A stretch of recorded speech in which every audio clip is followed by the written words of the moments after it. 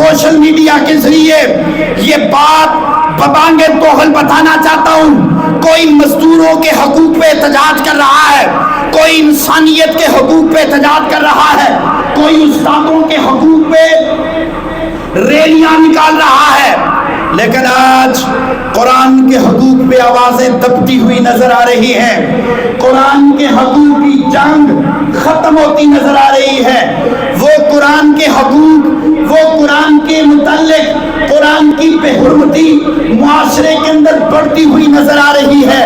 نوجوانوں اور بزرگوں، یورپی ممالک قرآن کی بے حرمتی کرتے نظر آ رہے ہیں، قرآن کو جلانے، قرآن کو پھاڑنے، قرآن کے نسخوں کو شہید کرنے اور ان کی توہین امیز ناموس رسالت کا مواد شائع کرنے پہ یورپ ملک آگے نظر آ رہا ہے۔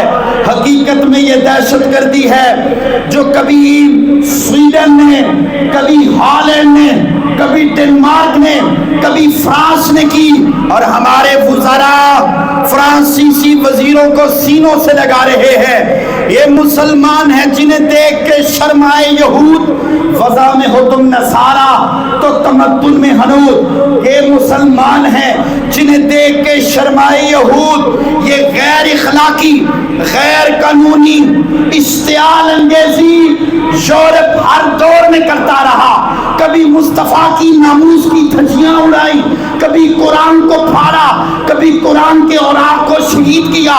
نوجوانوں اور بزرگوں، حقیقت میں یہ دہشت گردی ہے، دنیا کو تیسری جنگ عظیم کی طرف دھکیلا جا رہا ہے، اور یہ سویڈن جو حالیہ قرآن کی بے حرمتی ہوئی، سویڈن کے دارالحکومت سٹاک ہوم کی جامع مسجد کے بعد غنڈہ گردی ہوئی، غنڈہ گردی عید کے دن، اس غنڈہ گردی میں باقاعدہ سیکورٹی اداروں کے ساتھ مل کر سویڈن کی سیکورٹی دی گئی اور وہاں قرآن کو پھاڑا گیا، قرآن کو جلایا گیا، قرآن کی بے حرمتی کی گئی۔ ہمارا حکمران خاموش ہے، صرف سوشل میڈیا پہ بات کر دینا کافی نہیں ہے۔ نوجوانوں اور بزرگوں، کہاں گئی انسانی حقوق کی تنظیمیں، کہاں گیا UN کے حقوق، کہاں گیا اقوام متحدہ، کہاں گئے یورپ کے انسانی حقوق کی تنظیمیں؟ نوجوانوں اور بزرگوں، وہ ایک ترکی کے وزیر اعظم نے اپنا پیغام ریکارڈ کیا ہے، اس نے کہا کافروں، ہم سویڈن کے ساتھ تمام سفارتی تعلقات ختم کر رہے ہیں۔ نوجوانوں اور بزرگوں، مسلم حکمرانوں کو چاہیے وہ قرآن کی حرمت کا دفاع کرے، مسلمانوں کو اس کا پیغام دیں۔ لوگ سمجھتے ہیں قرآن کے صفوں کو پھاڑنے سے قرآن ملیا میٹ ہو جائے گا۔ قرآن انسان کے سینوں میں محفوظ ہو چکا ہے۔ اللہ پاک نے دو چیزوں کی حفاظت کا ذمہ اپنے ذمہ کرم پہ لیا ہے، ایک قرآن کا اِنَّا نَحْنُ نَزَّلْنَا الذِّکْرَ وَإِنَّا لَهُ لَحَافِظُونَ، اور دوسرا مصطفیٰ کا، مصطفیٰ کے ناموس کی حفاظت کا ذمہ بھی خدا نے اپنے ذمہ کرم پہ لیا ہے، اور قرآن کی حفاظت کا ذمہ بھی اللہ پاک نے اپنے ذمہ کرم پہ لیا ہے۔ لیکن عالم اسلام کو بتانے چاہتے ہیں، اٹھو اور اپنے اندر غیرت ایمانی پیدا کرو۔ اقبال نے امت کو جھنجھوڑ کے کہا تھا، ہر کوئی مست میں ذوق تن آسانی ہے، تم مسلمان ہو یہ انداز مسلمانی ہے، حیدری فقر ہے نہ دولت عثمانی ہے، تم کو اسلاف سے کیا نسبت روحانی ہے، وہ زمانے میں معزز تھے مسلمان ہو کر، وہ زمانے میں معزز تھے مسلمان ہو کر، اور تم خار ہوئے تارک قرآن ہو کر، کیونکہ ہم نے آج قرآن کو بھلایا ہے، قرآن کو چھوڑ دیا ہے۔ آج وہ وقت تھا جب سلطان محمود غزنوی کا دور، محمد بن قاسم کا دور، عمر فاروق کا دور، حضرت عثمان کا دور، حضرت امام حسین کا دور، حضرت علی کا دور، ابو بکر صدیق کا دور، قرآن کی حرمت میں جہاد ہوا کرتا تھا۔ اقبال نے کہا یہ غازی یہ تیرے پراسرار بندے جنہیں تو نے بخشا ہے ذوق خدائی، دو نیم ان کی ٹھوکر سے صحرا و دریا، سمٹ کر پہاڑ ان کی ہیبت سے رائی، دو عالم سے کرتی ہے بیگانہ دل کو عجب چیز ہے لذت آشنائی، دو عالم سے کرتی ہے بیگانہ دل کو عجب چیز ہے لذت آشنائی، شہادت ہے مطلوب مقصود مومن، شہادت ہے مطلوب مقصود مومن، نہ مال غنیمت نہ کشور کشائی۔ نوجوانوں ہمیں جاگنے کی ضرورت ہے، ہمیں اپنا پھولا سبق یاد کرنے کی ضرورت ہے۔ قرآن کے کچھ حقوق ہیں نوجوانوں، آخر میں بات عرض کر کے اجازت چاہتا ہوں۔ قرآن کا پہلا حق ہے درست مخارج سے پڑھو۔ ہم نے کوئی نہیں پڑھنا، نہیں پڑھنا۔ ہم نے آکسفورڈ، ریڈنگ، پرنسٹن، میلبورن، برٹم یونیورسٹیوں کا سلیبس پڑھ لیا ہے۔ ہم نے بیکن ہاؤس، لاکاش، ایل جی ایس اور مہنگے سکولوں کالجوں میں پڑھا ہے۔ ہم نے نہیں پڑھنا، ہم نے قرآن نہیں پڑھنا۔ قرآن کہتا ہے پڑھو، درست مخارج کے ساتھ پڑھو۔